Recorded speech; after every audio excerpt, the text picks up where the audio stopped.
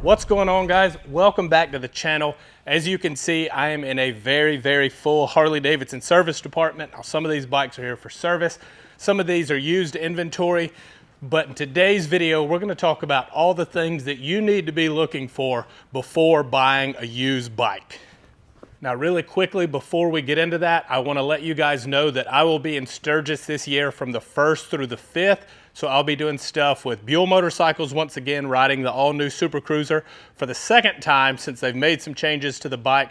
I'll also be at the Kraus Moto booth Saturday the 3rd, right around noon. I don't know how long I'll be there. It's over by the J&P Cycles area. If you're in that area, please swing by, say what's up. I'll have some stickers for you guys. I'd love to meet you. Now, for most of these examples, we're gonna pretend as if, say, you're going to look at a bike that you found on Facebook Marketplace, but all the same stuff can apply to bikes at a dealership. Dealerships are supposed to do what's called a UBI, a used bike inspection, and most of them do that. Sometimes things get missed, so I would still recommend doing most of these things just to make sure. So we're gonna use this wreck bike they have back here in service as a good example, because that's one of the first things I'm gonna recommend you look for, is make sure the bike was not in a wreck. Now, one of the big indicators would be bent forks. These are drastically bent. Obviously a little tail here. This could have also just gotten dinged because this is hollow, but you can look at the angle of these and tell something's not right. Let's pretend they've put a new fender on there and stuff. If the forks are bent, that's gonna be a no-go.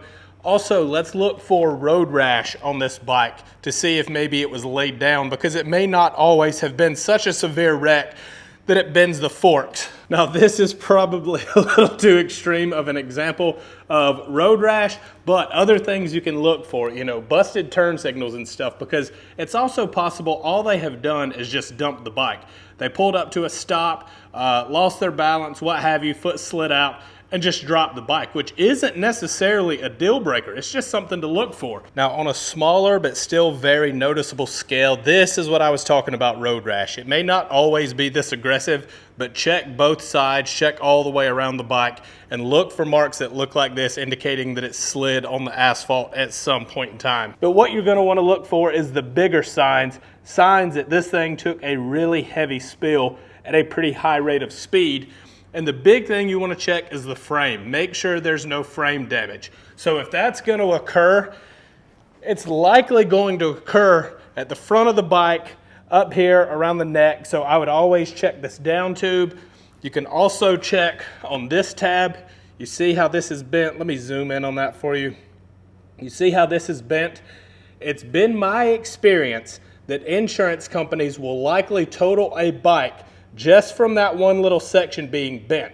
So if you took a hard enough spill on this bike to torque this engine guard enough to bend that tab on the frame, I have actually seen insurance companies total the entire bike just based off of that. Now, you probably won't get quite this lucky unless you're dealing with a very honest seller or a very lazy seller. And seeing a big puddle of oil under the bike, obviously a huge red flag. Again, doesn't mean don't buy the bike. Just keep in mind what you're buying before you buy it. So obviously most sellers are not going to want you to see that, so they're gonna move that bike away from the spot where it's been leaking oil, and they're probably gonna take a rag and wipe all the residue down to make sure that you don't see it. So here's a little bit more realistic of an example of what you could expect to see when you're looking for an oil leak. Now, I've grabbed an old rag, and we're gonna do this in real time. I'm gonna wipe that down just to kind of see what we can get there. And I would also hope any seller that's trying to sell a motorcycle would have washed it. So you can see the quick wipe with that rag. If you were to wash this bike one time, I think that would blend in, and you would have never known about that small little engine seep, which brings me to my next point on this. Not all bikes are going to leak when they're cold. Sometimes the engine oil has to reach like an operating temperature before it will slowly start to seep out like that.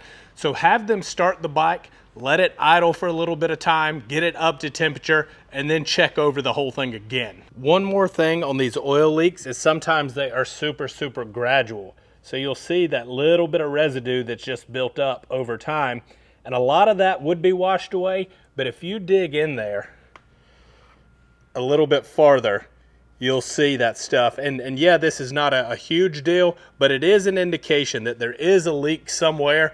And that's something you need to be mindful of, because if you have to open this thing up to start replacing gaskets and stuff, this could easily take a bike that seemed like a great deal at first into being not even worth fixing because of the cost associated with that oil leak. One of the more overlooked oil leak locations is on your forks. So a fork leaking will indicate a damaged fork seal, which is not as bad as it sounds, but can be very intimidating for people that aren't very mechanically inclined. So another spot to look. Check your forks. Now again, if they've done any kind of due diligence, they're going to have wiped off all the oil.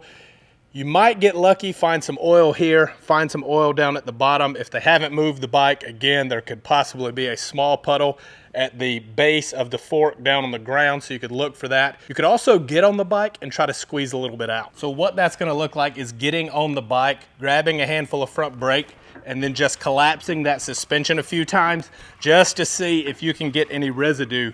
These forks are a little better of an example because these are exposed, so you would be able to see it a little bit easier. You would have a layer of oil right here, and again, if you've got exposed forks, sometimes if people don't do their due diligence, don't give the bike a bath, there will be a little ring of grime right around these forks. Again, don't be afraid of a bike with blown fork seals. That's not a big deal at all. It's just something else to look for so that you know what kind of money you're gonna have to put in this bike to get it back where it should be. Another area that I always recommend people check out is the drive terrain. So on some bikes that will be a belt like we have here, on some bikes that will be a chain. Same thing is gonna apply. Inspect the belt or the chain for wear. A belt will be obvious because these teeth will be super worn down. A lot of them could be ripped off. You're also going to want to check your pulleys. If it's belt driven, just see what kind of condition they are. They don't typically wear out that bad because you have rubber on metal. Not a big deal. On something like a dirt bike where you have metal sprockets or a chain driven Harley metal sprockets, you're going to want to check the sprocket wear. I'll see if I can find one really quick for you guys. I was able to find a chain driven Harley here. Happens to be one of the coolest Harleys here, a super custom FXR. I've done a full review on this bike. It's probably been 2 years ago now, but just search it on the channel. This is a really trick bike with a lot of stuff the average person wouldn't notice. Now that said, this is the things that you're gonna look for on a chain driven bike. You can almost tell by how clean this chain is that this is a newer chain, so there's no wear on it, there's no slop, there's no play. You can pull on it in several different areas and tell that it feels good. If it feels super loose, doesn't move well when you try to bend the links, then you know that chain is old and worn out and needs to be replaced. And then on your sprocket, you're going to look at the teeth. If they're all worn out and curled over, again, needs to be replaced. Now the unfortunate thing on the Harley is your front drive sprocket is behind here, so you're not really going to be able to get a good look at that. But if the back one is worn and that's something that they can see, then that pretty much tells you the front one's going to be worn as well. Now, I feel like this one should go without saying, but I'm going to say it anyway. Check the tires, guys. So if the tires are worn out, obviously they're going to need to be replaced. Motorcycle tires, comparative to car tires, are fairly expensive, especially for rear tires and especially on a bike like this Breakout that takes a big 240 rear tire. So if this bike needs a set of tires, do your homework really quickly, see what that's going to cost you to buy the tires, get them put on, and subtract that from the asking price when negotiating your deal. And I want to stop to kind of tell you guys my logic on all this. So these are all very, very basic level, basic maintenance type things. I'm very picky about my stuff. Some people aren't as picky, but one thing this will tell you, if they're not doing all the basic maintenance stuff, they're definitely not doing the deeper stuff. They probably haven't had the bigger, more expensive services performed on the bike. So something that I would probably stay away from if they're not doing the bare minimum, unless it's such a good deal that you're going to be able to do all the things that you need to do to get it back where it needs to be and still be in that bike for what the bike is worth. Really quickly, a shameless plug of my own used bike that's for sale. My 2020 Softail Standard with a 128 cubic inch Milwaukee 8 in it. That bike makes 145 horsepower, 142 torque, tons of Star Racing and Screaming Eagle components inside that engine. SMT performance wheels, performance rotors, Two Brothers pipe, Roland Sands sector riser and gauges, Green Brother Designs brake and shift linkage, Saddleman seat, Thrashelman essential saddlebags and handlebar bag, Santoro Fabworks engine guard, Baja Designs LP4 headlight, Baja Designs S1 turn signals, and a whole lot more. So if you guys are interested, get in contact with me. We'll talk details. This bike will be at Sturgis if you happen to be going this year, so you can see the bike in person there. Just drop me a comment and we'll make plans to meet up. Now, if that bike has passed all of these tests so far, it is a really good sign, but don't hand over your cash just yet. One thing I never really thought to look for before I started working at a Harley dealership and seeing some insane hack jobs was some of the wiring. So we clearly have a lot of examples, a lot of bikes that we could look at for this. So let's point out a few and we'll talk about some things to look for, because all these situations are going to be very, very different. So we'll use this newer Fat Boy right here. So it's a pretty new bike, but that doesn't mean anything. You have to look at what's been done to the bike. So right off the bat, we can tell these handlebars have been changed to a taller bar, which means the wires, the internal wiring for your switches, your throttle by wire, all that stuff is going to have been changed. So we're lucky, once again, on this bike, we can look down in here, we can see all of these connectors look like they are factory. There's nothing that's got like any kind of weird electrical tape wrapped around it or anything like that. So we can tell that this is probably a pretty professional job. Now, if I was buying this bike, I would dig in there a little bit harder. Not my bike, don't want to be pulling this stuff out, but again, there's no audio on this bike. So if there's no audio, there's no underglow lights or anything extra that would need wiring. The headlight hasn't been changed, anything like that. It's pretty safe to say that the only wiring change to this bike was those handlebars. We've inspected that. Seems good, so I wouldn't be super concerned. Then you'll have bikes that have stuff like this. This is some hog tune stuff that kind of wraps around the gauges. So there's speakers here. These speakers look like they have probably been out before, so I would look around a little bit. And then here's a really good example of something that you don't really want to see. You've got electrical tape here. You've got just some regular speaker wire in here. A lot of stuff's exposed. So I'm going to go ahead and say that's probably going to be an electrical nightmare, one that I would not want to tackle. Harleys that come with these style radios, if they've been replaced, obviously another really, really good place to start. You can also check fasteners on the fairing. And I say that because as I'm looking at this bike, I notice, let's see if we can get it to focus.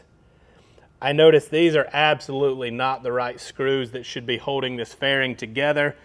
You can see here how many times that screw has been taken out. It looks like it could be the right screw, but been put in, taken out multiple times, which lets me know this fairing has been opened up, which could only mean you're in there doing wiring stuff, which would be a huge red flag. Now, with most bikes, just taking the seat off will reveal a lot. Clearly, this bike has a lot more than just the seat off, but if only the seat was off on this bike, I could see pretty much everything I need to see.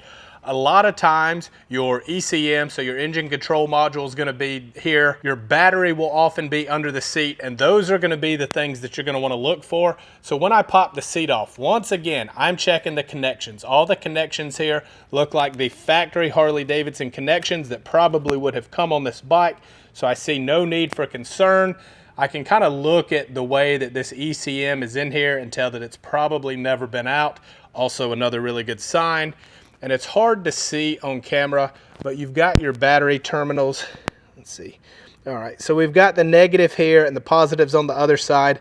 Check and see what all wires are going to it. So on this bike, all you've got is your regular grounded terminal and then your regular hot terminal on the other side. Again, I know it's really hard to see in there, but on bikes that have a lot of lights, speakers, other things, a lot of times people will just kind of pigtail extra wires, connect all their switches just to the hot post somewhere on the battery. So you'll see a lot of extra wires that are obvious that they don't belong feeding into that. This bike, everything looks good. Nothing looks like it's messed with. So as far as the wiring, I would feel pretty good about this one. So I've come up to the front part of the dealership where the business happens because you're about to conduct a business transaction. So I mentioned in the very first part of the video that one thing none of my friends mentioned in what they would look for in a used bike is the title. So the title is a really, really big deal, often overlooked, and I've seen it countless times, people that don't look at the title properly and get themselves in hot water later down the road.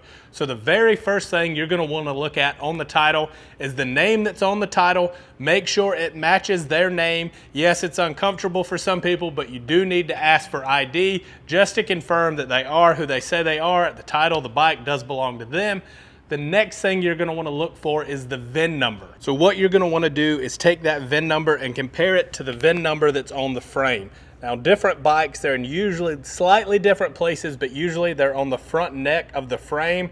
You're going to check letter and number by number, one by one, make sure everything matches here. And I like to check other VIN locations. So for example, on a Harley Davidson, your engine case will be stamped, which is going to show you the last 6 digits of that VIN number. So another really good thing to check. One more quick note, it's not enough just to check and make sure that the numbers and letters of the VIN match. You want to make sure they look like they were stamped from a factory and not something someone's done in their garage. That happens far too often. They grind these numbers off, they restamp the frame, fill it back with white paint, and there you go. Now the VIN numbers do match the title that they have, although the bike is not really the bike on the title. Another important detail to look for on that title is the marking salvage or rebuilt. Now, if you know ahead of time, they've been upfront about, hey, this bike is a salvage title, a rebuilt title. They've been upfront and honest about it. You have that information. You're still comfortable looking at that bike, buying it. I know guys that have been riding around on salvage or rebuilt bikes for years with absolutely no issues.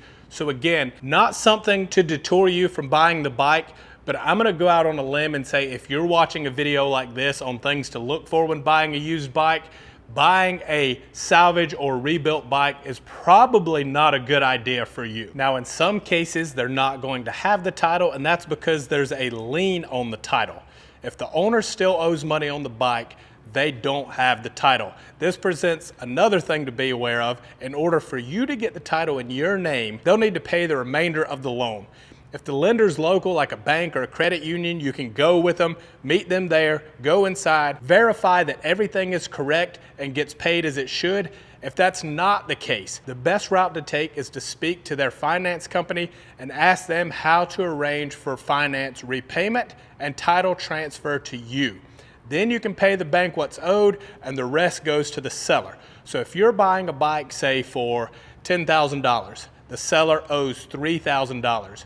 You pay that $3,000 to the bank and the other $7,000 goes to the seller. I'll always take a bill of sale with me for both of us to fill out. This has both parties' info on it as well as all the other details of the transaction. So another option or scenario is going to be getting that vehicle by getting your own loan.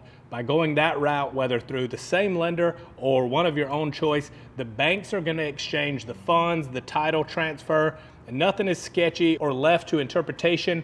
If you decide you don't want a loan and want to pay that loan off immediately, that's up to you.